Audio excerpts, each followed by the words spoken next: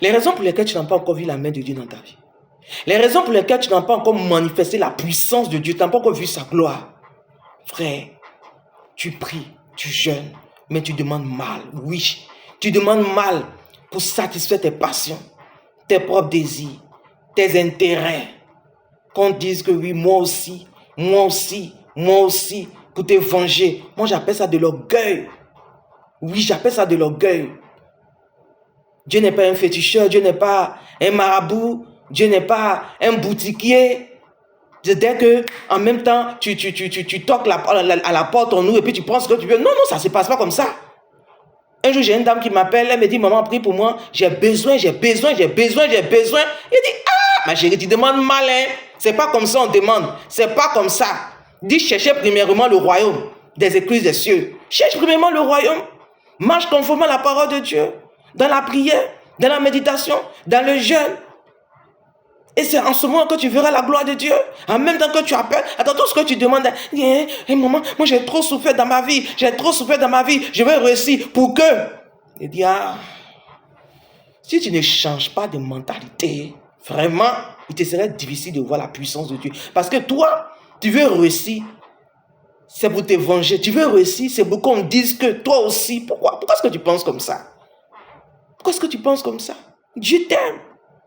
Dieu t'aime. Tant que tu vas penser à toi, tes propres intérêts. On a vu dans la Bible, Rachel, qui était jaloux de sa sœur, parce qu'elle n'enfantait pas. Ah non. Demande à Dieu, Seigneur, je veux voir ta gloire. Seigneur, compassion de moi. Alléluia. On a vu Anne, Seigneur, si tu me donnes un enfant, voici, je te le donne. Et après, Anne a eu des enfants. Alléluia, c'est comme ça que tu dois procéder. Mais tu es là, non, Seigneur, bénis-moi pour que. Bénis-moi pour que. Mais quand Dieu te bénit, qu'est-ce que Dieu gagne en retour? Quel est l'intérêt de Dieu? Moi, c'est ce que je te demande. Quand Dieu te bénit là, c'est pourquoi? Qu'est-ce que Dieu gagne? Est-ce que tu peux aider quelqu'un? Est-ce que tu peux aider quelqu'un quand Dieu te bénit? Et puis demain, tu es assis financièrement. Quand Dieu te bénit, demain, ça va sur toi. Qu'est-ce que Dieu gagne? Est-ce que tu peux aider ton prochain? Alléluia. Dieu n'a pas te béni pour que demain, oui, Dieu m'a béni et puis tu es là maintenant, tes épaules. Non, c'est moi, mais non. Tant que tu vas avoir ces pensées-là, tant que tu vas dire non, Seigneur, bénis-moi pour que, il te sera difficile. Dieu bénit qui il veut. Alléluia. Il dit même dans sa parole, dans le livre de Matthieu 5, verset 45, il dit, car il fait lever son soleil sur les méchants et sur les bons, il fait pleuvoir sur les justes et les injustes. Dieu aime tout le monde.